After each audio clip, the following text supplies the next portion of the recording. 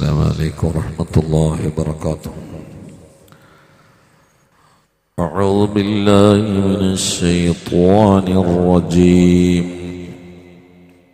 بسم الله الرحمن الرحيم. لتنذر قوما ما أنذر آباؤهم قوما ما أنذر آباؤهم فهم غافلون. صدق الله العظيم.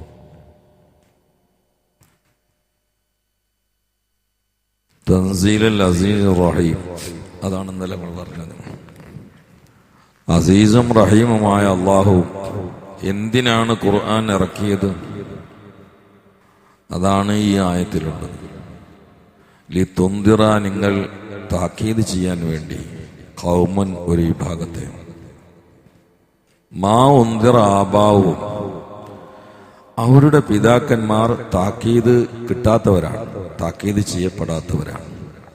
അതുകൊണ്ട് തന്നെ ഫഹും, അവര് ഗാഫിലൂൻ, അശ്രദ്ധവാന്മാരാണ്.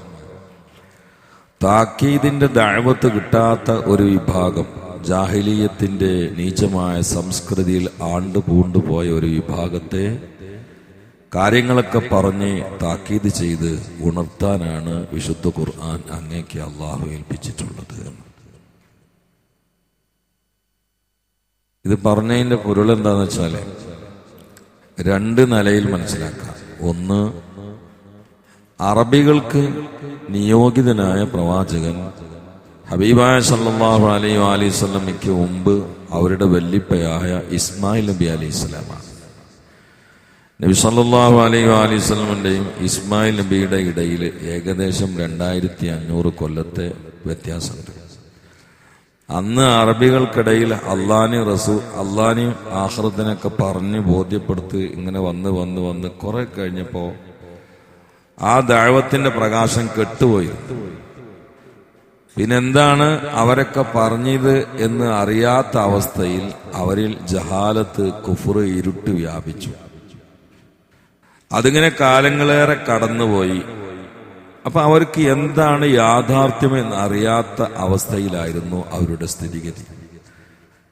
അതുകൊണ്ട് ആ കാലത്തുള്ള ആളുകൾ രക്ഷപ്പെട്ടവരാണ്. കാരണം അവരെ ഫത്രത്തിന്റെ അഹ്ലുകാർ എന്നാണ് പറയാം. കാരണം ഒരു നബിയുടെ ദഅവത്തിന്റെ കാര്യം മുറിഞ്ഞ് അത് കിട്ടാത്ത അവസ്ഥയിൽ ജീവിച്ച, കൊല്ലങ്ങളോളം കഴിഞ്ഞുകൂടിയ വലിയൊരു വിഭാഗമാണ് അവർ. അവരെ നരകത്തിലിടുക എന്ന് പറഞ്ഞാൽ അവർക്ക് ദഅവത്തിന്റെ പ്രകാശം കിട്ടിയിട്ടില്ല. അപ്പോഴേക്ക് അതൊക്കെ അസ്തമിച്ചു പോയിരുന്നു. പിന്നീട് തലമുറകളായി മാറി വന്നപ്പോഴൊന്നും ഈ ദഅവത്തിന്റെ അടിസ്ഥാന വെട്ടം കിട്ടാതെയാണ് അവർ വളർന്നത്. അതുകൊണ്ടാണ് അവർക്ക് താക്കീത് ചെയ്യപ്പെടാത്തവർ എന്ന് പറഞ്ഞത് ഇതില്. ഇനി അപ്പം നബി സല്ലല്ലാഹു അലൈഹി വസല്ലം അറബികൾക്ക് മാത്രം നിയോഗിതനായ നബിയല്ലല്ലോ, ലോകത്തിന് മൊത്തമാണല്ലോ. അപ്പൊ അതുകൊണ്ട് ആ രീതിയിൽ മാത്രം പറഞ്ഞാൽ മുഴുവനാവുകയില്ല എന്നാർക്കെങ്കിലും അഭിപ്രായം ഉണ്ടെങ്കിൽ, ലോകാടിസ്ഥാനത്തിൽ തന്നെ ഹബീബായ സല്ലല്ലാഹു അലൈഹി വസല്ലം വരുന്നതിന് തൊട്ടുമുള്ള പ്രവാചകൻ ഈസാ നബിയാണ്. ഇനി അങ്ങനെ എന്തൊക്കെയാണെങ്കിൽ തന്നെ ഈസാ അലൈഹി ഇസ്ലാം ഹബീബായ സല്ലല്ലാഹു അലൈഹി വസല്ലം ഇടയിൽ ഒരു 600 ചില്ലാൻ കൊല്ലത്തിന് വ്യത്യാസമുണ്ട്. അന്നുണ്ടായിരുന്ന ദഅവത്തിന്റെ പ്രകാശവും ഏകദേശം നിലച്ചിരുന്നു. അവിടെ ഇവിടെയും ചില കാര്യങ്ങളുണ്ട് എന്ന് ഒഴിച്ചാൽ പലതും മാറ്റത്തിരുത്തലുകൾക്ക് വിധേയമാണ്. അപ്പം പിന്നീട് വരുന്ന തലമുറകൾക്കൊന്നും അന്ന് ഈസാ അലൈഹി ഇസ്ലാം എന്താണ് പഠിപ്പിച്ചതെന്ന് കൃത്യമായിട്ട് മനസ്സിലാക്കാനുള്ള സൗകര്യം ദുനിയാവിലില്ല. അപ്പൊ ആ നിലയിൽ ചിന്തിച്ചാലും മാ ഉൻദിറ ആബാവും, അവരുടെ പിതാക്കന്മാർ താക്കീത് ചെയ്യപ്പെട്ടവരല്ല. അവർക്ക് ആ താക്കീതും സുവിശേഷമൊന്നും യഥാർത്ഥത്തിൽ കിട്ടിയിട്ടില്ല. അങ്ങനത്തെ ഒരു വിഭാഗത്തെ ഖുർആൻ കൊണ്ട് താക്കീത് ചെയ്യാനും സുവിശേഷം അറിയിക്കാനുമാണ് നബി സല്ലല്ലാഹു അലൈഹി വസല്ലമയെ അല്ലാഹു തആല ഇറക്കിയിട്ടുള്ളത് എന്നാണ് പറയുന്നത്. എന്നിട്ട് ലാസ്റ്റ് പറഞ്ഞു ഫഹും ഗാഫിലൂൻ, താക്കീത് കിട്ടാത്തവരായതുകൊണ്ട് തന്നെ ഫഹും, അവര് ഗാഫിലൂൻ, ശ്രദ്ധയില്ലാത്തവരാണ്. ഇനി അതിന് ഇങ്ങനെ അർത്ഥം വെക്കാം. തങ്ങൾക്ക് ഖുർആൻ അല്ലാഹു ഇറക്കിയതിൽ തുന്തിറ, താക്കീത് ചെയ്യാൻ വേണ്ടി ഖൗമൻ, ഒരു വിഭാഗത്തെ, മാ ഒന്നുകൊണ്ട്. അപ്പൊ പോസിറ്റീവായിട്ട് അർത്ഥം വെക്കണം. നേരത്തെ വെച്ച് നെഗറ്റീവായിട്ടാണ്. ഒന്നുകൊണ്ട്. ഉന്തിറാബാവും, അവരുടെ പാരമ്പര്യത്തിലുള്ള പിതാക്കന്മാരെ എന്ത് പറഞ്ഞുകൊണ്ടാണോ അന്നത്തെ അമ്പിയാക്കൾ ഉണർത്തിയത്, അതന്നെ ഇപ്പൊ തങ്ങൾക്കും പറയാനുള്ളത്. അപ്പോ മുൻകാലത്തുള്ള അമ്പിയാക്കൾ എന്താണോ പറഞ്ഞത്? അള്ളാഹു ഒരുവനാണ്, ആഖിറുണ്ട്, നരകമുണ്ട്, സ്വർഗമുണ്ട്. ഇതൊക്കെ തന്നെ ഇപ്പൊ നിങ്ങൾക്കും പറഞ്ഞു കൊടുക്കാനുള്ളത്. ഫഹും ഗാഫിലൂൻ. പറഞ്ഞു കൊടുത്തവരാണെങ്കിലും അവര് പിന്നീട് ഗാഫിലീങ്ങളായിട്ടുണ്ട്. അങ്ങനത്തെ ഒരു വിഭാഗത്തെ എഴുന്നേൽപ്പിക്കാൻ വേണ്ടിയാണ് നിങ്ങളെ കൊടുക്കുന്നത്. ആ രണ്ടും പരസ്പര വിരുദ്ധല്ലേ എന്നില്ല. ഈ താക്കീത് ചെയ്യപ്പെട്ടവർ എന്നർത്ഥം വെക്കുമ്പോ ആദ്യകാലത്തെ ആളുകൾക്ക് താക്കീത് കിട്ടിയിട്ടുണ്ടല്ലോ, അതും ആബാ തന്നെയാണല്ലോ. അതും ആബാ തന്നെയല്ലോ. താക്കീത് ചെയ്യപ്പെടാത്തവർ എന്ന് പറയുമ്പോ അത് കിട്ടാത്ത അവിടുന്ന് ഇങ്ങനെയുള്ള പാരമ്പര്യത്തിന് കൂട്ടും. അങ്ങനെ രണ്ടും രണ്ടായിട്ട് അർത്ഥം വെക്കണം എന്നും മഹാന്മാർ രേഖപ്പെടുത്തിയിട്ടുണ്ട്. ഇതിൽ നമുക്ക് ആദ്യം പറഞ്ഞത് ചരിത്രബോധത്തിലേക്ക് സഹായകമായ ഒരു തഫ്സീർ മാത്രമാണ്. അങ്ങനെയുള്ള ഒരു വിഭാഗം പിന്നീട് താക്കീത് കിട്ടാതെ മുറിഞ്ഞു വന്നവരാണ് എന്നൊരു ചരിത്രബോധം മാത്രമാണ് നമുക്കതിന് പഠിക്കാനുള്ളത്. രണ്ടാമത്തെ അതിന് പഠിക്കാനുള്ളത്, അന്നത്തെ കാലത്ത് ഇനി ബിംബത്തിനെ ആരാധിച്ച് അങ്ങനെ വളരെ കുഴപ്പങ്ങൾ ഉണ്ടാക്കി മരിച്ചു പോയാലും അവരെ നരകത്തിലിടും എന്ന് വിശ്വസിക്കാൻ പാടില്ല. കാരണം അവരൊരു താക്കീതിന്റെ പ്രകാശം കിട്ടാതെ മരിച്ചുപോയ ആളുകളാണ്. അവർ ഫത്രത്തിന്റെ അയലുകാരാണ്. അവർ നരകത്തിലാണെന്ന് പറയാൻ പാടില്ല എന്നും അതിൽ നിന്ന് കിട്ടും. ലാസ്റ്റ് പറഞ്ഞ ഒന്നില്ലെന്ന് എല്ലാവർക്കും പഠിക്കാനുണ്ട്, ഫഹും ഗാഫിലൂൻ. അതുകൊണ്ട് അവരൊക്കെ ശ്രദ്ധയില്ലാത്ത ഗാഫിലീങ്ങളാണ്. ഈ ഗഫലത്ത്, നിസിയാൻ, ഈ രണ്ടിനെ കുറിച്ചും വ്യത്യാസം പറയുമ്പോ രണ്ടും ഒരർത്ഥത്തിൽ മാനസികമായ ഒരു ബലഹീനതയാണ്. ഗഫലത്ത് ശ്രദ്ധയില്ലായിരിക്കുക, നിസിയാൻ മറവി. നിസിയാൻ എന്ന് പറഞ്ഞാൽ ആദ്യത് കൽബിൽ ഉണ്ടാവും, പിന്നെ ഒഴിവായ പോയതിനെ കുറിച്ചാണ് നിസിയാൻ എന്ന് പറയാം. ഗഫലത്തിന് ആദ്യം ഹൃദയത്തിൽ ഉണ്ടായിക്കൊള്ളണമെന്നില്ല. ആദ്യം തന്നെ ഈ ബോധം കേറിയിട്ടില്ല, കേറിയിട്ട് പിന്നെ പോയതല്ല, ആദ്യം തന്നെ കേറി കിട്ടിയിട്ടില്ല.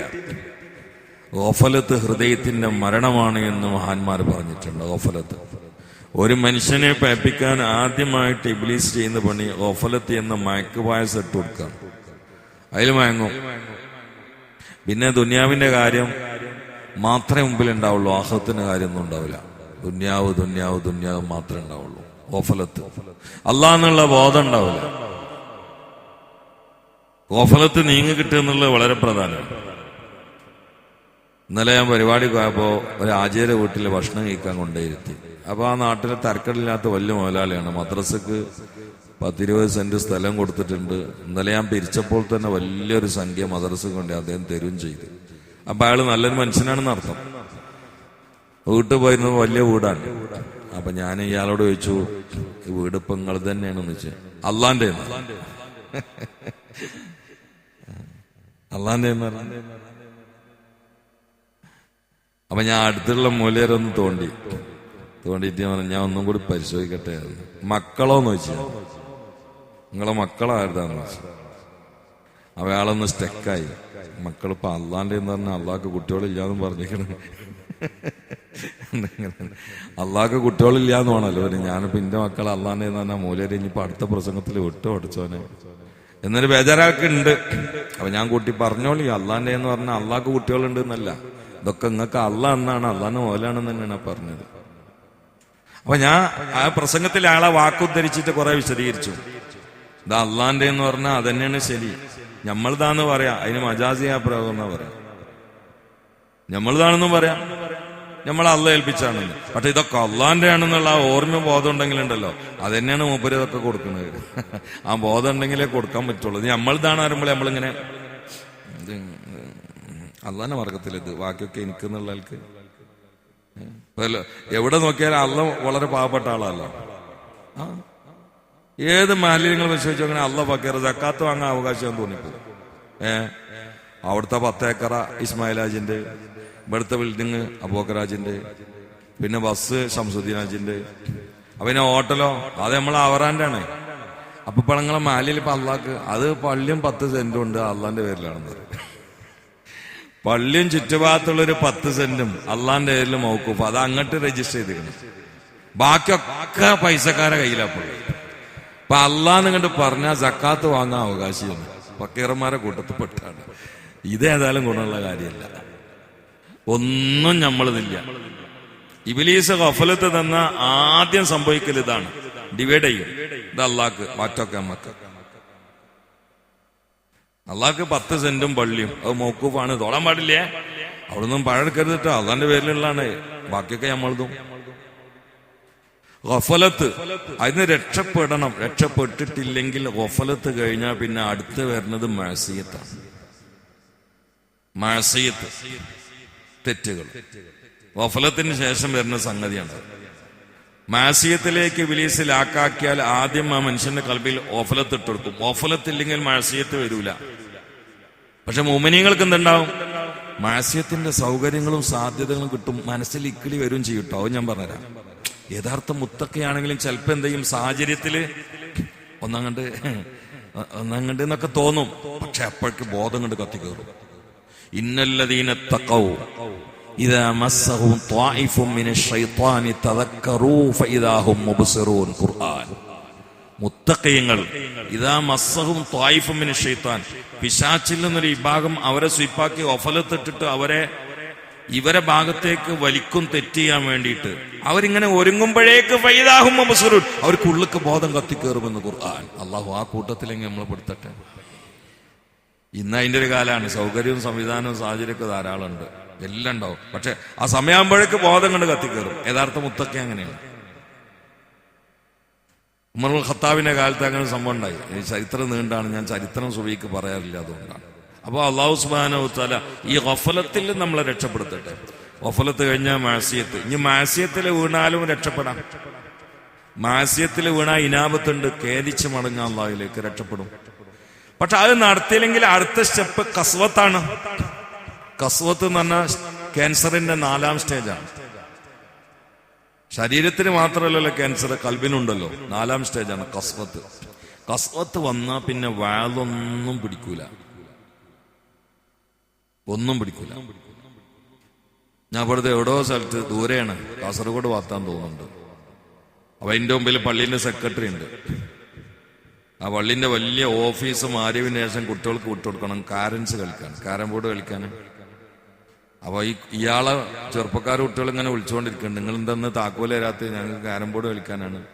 ഇയാളവരുണ്ട്, ഇന്നും നാളെയും മറ്റന്നാളും വയലാ നിങ്ങൾക്ക് അറിയില്ല, അതുകൊണ്ട് താക്കോല് തരൂലെന്ന്. അപ്പൊ അവിടുന്ന് കുട്ടികൾ ഇങ്ങോട്ട് പറയുന്നുണ്ട്, വയലും ഞങ്ങൾക്കല്ലല്ലോ, നിങ്ങളെ വയസ്സന്മാർക്കല്ലേ. ഇത് ഇവര് കസ്വത്തിൽ എത്തിയതിന്റെ ഒരു ലക്ഷണമാണ്. ഇനി ഓലിപ്പോ വാലിന് ഒരു പ്രാവശ്യം വന്നിരുന്നാലും പെട്ടെന്ന് നന്നായിക്കൊള്ളണമെന്നില്ല. കാരണം ഓല് വാലും പള്ളിയും നിസ്കാരം ഖുർആനൊക്കെ മാറ്റിച്ചിരിക്കണ ഒക്കെ വയസ്സന്മാർക്കാണ്.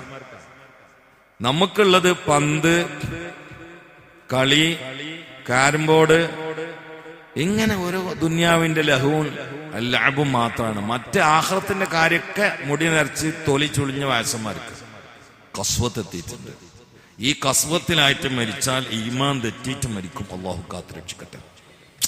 എന്നാ ഇനി കസ്വത്താണെങ്കിലും ഒന്ന് ഇടപെട്ടിട്ട് കുറെ മാറണമെന്ന് ആഗ്രഹിച്ച് സാസലൊക്കെ വന്നിരുന്ന് അങ്ങനെ ഈ പാറ അങ്ങനെ പൊട്ടി പൊളിഞ്ഞിട്ട് ഉഷാറായിക്കോളും. കസ്വത്തൊന്നും രക്ഷപ്പെടാൻ പറ്റിയിട്ടില്ലെങ്കിൽ പിന്നെ റൈന് എന്ന് പറയും. റൈനെത്തിയാ പിന്നെ ഒരു രക്ഷയില്ല, സീലടിച്ചു.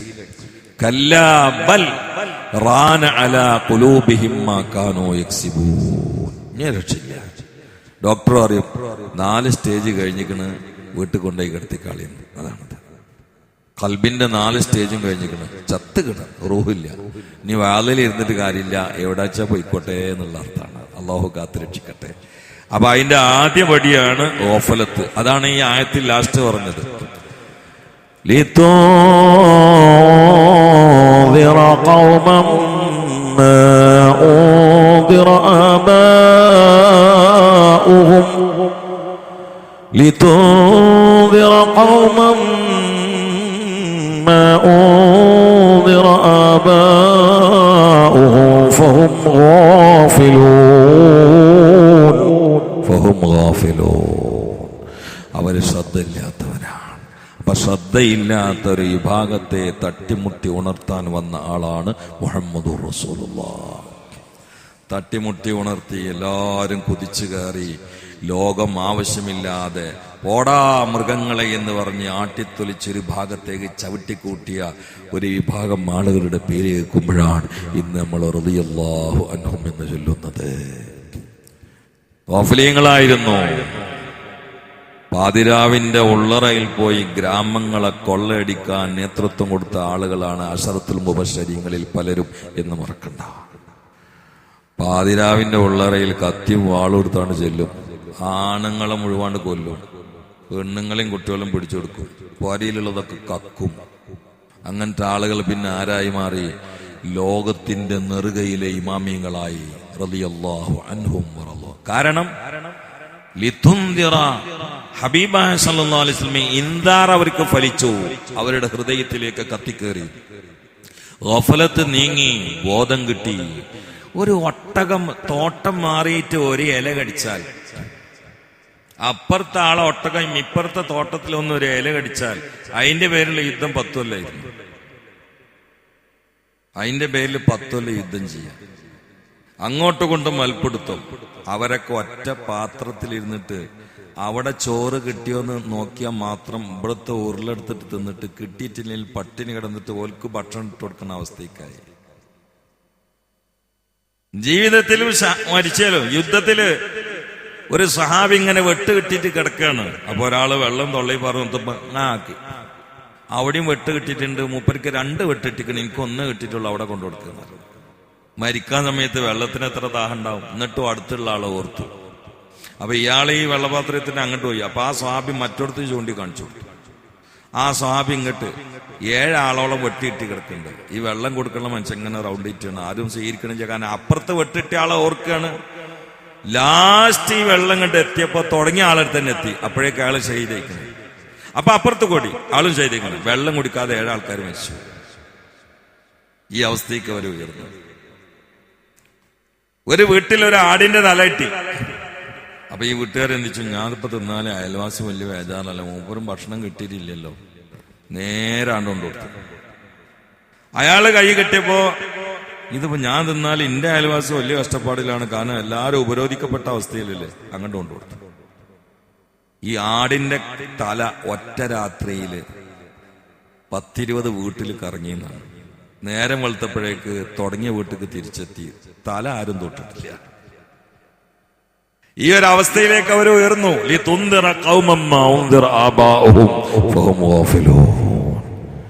ഈ ഖുർആൻ നമ്മുടെ കയ്യിലുണ്ട്. നമ്മളും ഖുർആനിന്റെ റഹ്മത്തിന്റെയും റഹ്ഫത്തിന്റെയും വിശാല മനസ്കതയുടെയും ആളുകളായിട്ട് ഉയരണം. ഏറ്റവും വലിയ അമലാണ് മറ്റവനെ ഓർക്കുക എന്നുള്ളത്. നമ്മളിങ്ങനെ ഉരുട്ടി കഴിക്കുമല്ലോ. എന്താ മാർക്കറ്റിലേക്ക് പോയിട്ട് മീൻ വാങ്ങുമ്പോൾ ഒരു 1000 റുപ്യക്ക് വാങ്ങിയിട്ട് ചുറ്റുപാത്തുള്ളവർക്ക് കൊടുത്താൽ എന്താ പോണ്ട് വിഷമമുള്ളത്? ഞാൻ ഇപ്പം നിങ്ങളാരും പോരൻ്റെ അടുത്തില്ലല്ലോ. അങ്ങനെയാണെങ്കിൽ ഇപ്പൊ എനിക്ക് കിട്ടാൻ പറഞ്ഞെന്ന് കരുതാ. അത് നടക്കൂല. ഞങ്ങളാരും പോരൻ്റെ അടുത്തില്ലല്ലോ. ഞാൻ അങ്ങനെ ചെയ്യല്. എന്റെ അടുത്ത് പൈസ ഇല്ലെങ്കിൽ എന്റെ കൂടെ വരുന്ന കുട്ടികളോട് വെച്ച് നോക്കി 5-6 പൊതി മീൻ വാങ്ങും. നമ്മളിതിങ്ങനെ കൊസിയും കൂട്ടാനായിട്ട് തിന്നുക. ചുറ്റുപാത്തുള്ളവരൊക്കെ മണത്ത് കെടുക്കുക. അയക്കുറ ഒന്നുമില്ല, വലിയൊരു സുഖമൊന്നും ഉണ്ടാവില്ല ആ പള്ളക്ക്. കാരണം ഇപ്പൊ ഇന്ന് ഒന്നായിട്ട് പുറത്ത് പോകാനുള്ള സ്മെല്ല്. അപ്പൊ അത് അവിടെ ഒന്നും കിട്ടിയിട്ടുണ്ടാവില്ല. ഇവിടുന്ന് ഇങ്ങനെ ഷവായും ഷവർമയും അയക്കുറയും അവരങ്ങനെ മണത്തുങ്ങാണ്ട് ഇങ്ങനെ കെടുക്കുക. അത് വലിയൊരു സുഖമൊന്നും ഉണ്ടാവില്ല. ഇനി കുറച്ചങ്ങോട്ട് കൊടുത്താൽ നല്ല സമാധാനമാണ്. അതിന് പൈസ പിന്നെ അള്ള തന്നോളൂന്ന്. അതിനല്ലേ പൈസ. ഇതിനല്ല എന്തിനാ പൈസ? ജനങ്ങൾക്ക് നമ്മളെ പൈസ കൊണ്ട് ഒരു ഉപകാരം ഇല്ലെങ്കിൽ ഇത് നമ്മൾ മാത്രം പോക്കറ്റിൽ വെച്ചാൽ കഫൻ തുണിക്കായിട്ട് പോക്കറ്റ് ഉണ്ടോ കൊണ്ടുപോകാൻ? ഏതെങ്കിലും കഫൻ തുണിക്ക് ഇവിടെ കബറിൽ ഒരുപാട് ആൾക്കാരെ കൊടുത്തു നിർത്തിയില്ലേ, ഒരു കഫൻ തുണിക്ക് പോക്കറ്റ് ഉണ്ടോ? ഇതൊക്കെ തന്നെ പൈസ ഉള്ളു. ക്ലാസ് കൊണ്ട് കുടുങ്ങിയോ? ഈ ചെങ്ങായി ഇപ്പൊ മീൻപൊതി കൂട്ടുന്ന പരിപാടിയിലാണ്. ഞാൻ നിങ്ങൾ നിർബന്ധമാണ്, ഞാൻ ആരെങ്കിലും 2 പാക്കറ്റ് വാങ്ങിയിട്ടില്ലേ നരകത്ത് പോകുന്നൊന്നും ഞാൻ പറഞ്ഞില്ല കേട്ടോ. ഞാൻ രക്ഷയുടെ ഓരോ മാർഗങ്ങൾ ഉണർത്തുക, അത്രേ ഉള്ളൂ. ചില ആളുകളൊക്കെ കേട്ടാ ഏതെങ്കിലും ഒരു പൊതിയെങ്കിലും കൂടാതിരിക്കൂല്ല. അങ്ങനെ അത്യാവശ്യമുള്ളവർക്ക് ചിലപ്പം കൊടുക്കാനൊക്കെ സാധ്യതയുണ്ട്. ഏതായാലും ഒന്ന് കൈവന്തിച്ചാണെ അള്ളാഹു തആല പാവങ്ങളെ സഹായിക്കാനുള്ള പൈസ തരട്ടെ. നമ്മളെ സ്വന്തം കാലിലും നിൽക്കണമെങ്കിൽ പൈസ ആണല്ലോ, അല്ലെങ്കിൽ ആകെ കുടുങ്ങൂലേ. ആചാര്യ കടം കൊണ്ട് കുടുങ്ങിയിട്ടാണ് വല്ലതും തരീന്ന് പറഞ്ഞാൽ എന്തൊരു ചേപ്പറാണ്. അള്ളാഹു കാത്തുരക്ഷിക്കട്ടെ, അള്ളാഹു തആല കാത്തുരക്ഷിക്കട്ടെ. സ്വന്തം കാലിൽ പിടിച്ചിക്കാനും പാവങ്ങളെ സഹായിക്കാനും നല്ല സംരംഭങ്ങളിൽ കൊടുക്കാനും ഹലാലായ പൈസ തരണേ റബ്ബേ. ജനങ്ങളുടെ ഇടയിൽ വഷളാക്കല്ല അല്ലാഹ്. ഈ സാസിൽ പങ്കെടുത്ത ഒരാളെയും ഞാൻ നിങ്ങൾക്കൊക്കെ വേണ്ടിയിട്ട് ഇവിടുന്ന് മാത്രമല്ല കേട്ടോ, എന്റെ എല്ലാ രാത്രിയിലെ പ്രസംഗത്തിലും ഒക്കെ ദ്വാരക്കുന്ന ആളാണ് ഞാൻ. ഇന്നലെയും ക്ലാസ്സിൽ വന്നിരുന്നൊരു വലിയ ഭാഗ്യമായിട്ട് ഇന്നലെ എന്റെ മുമ്പിൽ 1000കണക്കിന് ആളുകളുണ്ട്. ഞാൻ അവിടുന്ന് ഈ സുബി ക്ലാസ്സിൽ പങ്കെടുക്കുന്ന ആൾക്കാർക്ക് ഇതായിരുന്നു. ഈ ദ്വാ മാത്രമൊന്നുമില്ല, എല്ലായിടത്തും ക്ലാസ്സിന് പങ്കെടുക്കുന്നവർക്ക് കിട്ടാം. അത് നമ്മളൊരു കുടുംബമാണ്. അവർക്ക് എല്ലാ ദിവസവും ദ്വാരക്കലുണ്ട്. കാരണം എല്ലാവരും സ്വർഗത്തിലെത്തണമല്ലോ. ഞാൻ വീഴുകയാണെങ്കിൽ നിങ്ങൾ പിടിക്കണം, നിങ്ങൾ വീഴുകയാണെങ്കിൽ എനിക്ക് പിടിക്കാൻ പറ്റുമെങ്കിൽ ഞാൻ പിടിക്കണം. അങ്ങനെ സൗകര്യം അവിടെ ഉണ്ടാവും. അള്ളാഹു തൗഫീഖ് ചെയ്യട്ടെ. അതുകൊണ്ട് ഈ ക്ലാസ്സിൽ പങ്കെടുക്കുന്ന ഒരാളെയും അള്ളാഹു രണ്ട് ലോകത്തും വഷളാക്കാതിരിക്കട്ടെ, നരകത്തിലിട്ട് അള്ളാഹു കരിക്കാതിരിക്കട്ടെ. സ്വാഭാവികമായ ദുന്യാവിന്റെ പ്രയാസങ്ങളുള്ള കുറെ ആളുകൾ ക്ലാസ്സിലുണ്ട്. അത് അമ്പിയാക്കൾക്കുണ്ടായിരുന്നു. മാമുട്ടിയാക്കാനെ പോലെ ഇങ്ങനെ നീറിപ്പുകയുന്ന മനസ്സുമായി നടക്കുന്നവർക്ക് നീ ആശ്വാസത്തിന്റെ വാതിൽ തുറന്നു കൊടുക്കണേ അല്ല. ഞങ്ങൾക്കൊക്കെ പ്രയാസമുള്ളവരാണ്, ഞങ്ങളുടെ പ്രയാസങ്ങളൊക്കെ നീ ഒഴിവാക്കി തരണേ അല്ല. ഏതൊക്കെ മേഖലയിൽ എന്തൊക്കെ പ്രയാസങ്ങളാണെന്ന് നിനക്കറിയാം, അതൊക്കെ നീ തീർത്തു തരണേ അല്ല. ഞങ്ങളെ മക്ക മദീനകളിൽ എത്തിക്കണേ അല്ല. ഹജ്ജ് ഉംറകൾക്ക് ഭാഗ്യം നൽകണേ അല്ല. പോയവർക്ക് അനുകൂലമായ വാതിലുകൾക്ക് തുറന്നു കൊടുക്കണേ അല്ല. ആഫത്ത് മുസീബത്തുകളിൽ നിന്ന് കാത്തുരക്ഷിക്കണേ അല്ല. അല്ലാഹുമ്മ അൻസുർ ഉമ്മത്ത സയ്യിദിനാ മുഹമ്മദ് وارحم أمة سيدنا محمد تجاوز عن أمة سيدنا محمد اجعلنا من خيار أمته ومن محبيه واغفر لنا يا غفار وانصرنا يا نصير وارحمنا يا رحمن واغفر لوالدينا ولمن دفنوا حوالينا. ഇന്ന് നമ്മളെ ഗൾഫ് പാലസിന്റെ മുതലാളിയുടെ അങ്ങനെ പേരെനിക്ക് അറിഞ്ഞൂടാ, അറേബ്യൻ പാലസ്, അദ്ദേഹത്തിന് പേരെന്താ? ജാഫർ. അദ്ദേഹത്തിന്റെ 2ാമത്തെ ആണ്ട് ദിനാണെന്ന് പറഞ്ഞപ്പോൾ ചായം ചെയ്യുന്നൊക്കെ ഉണ്ടാവൂലേ? ഉണ്ട്. അള്ളാഹു തആല അദ്ദേഹത്തിന്റെ ഖബർ സന്തോഷമായി കൊടുക്കട്ടെ. അള്ളാഹു തആല ഖബർ വിശാലായി കൊടുക്കട്ടെ, സ്വർഗസ്ഥരിൽ പെടുത്തട്ടെ. നമ്മളെയും അള്ളാഹു തആല സ്വർഗത്തിലാകട്ടെ. ربنا تقبل منا إنك أنت السميع العليم وتب علينا إنك أنت التواب الرحيم. آمين برحمتك يا أرحم الراحمين. وصلى الله تعالى وسلم على آخر الخير سيدنا محمد وآله وصحبه أجمعين. سبحان ربك رب الحمد لله.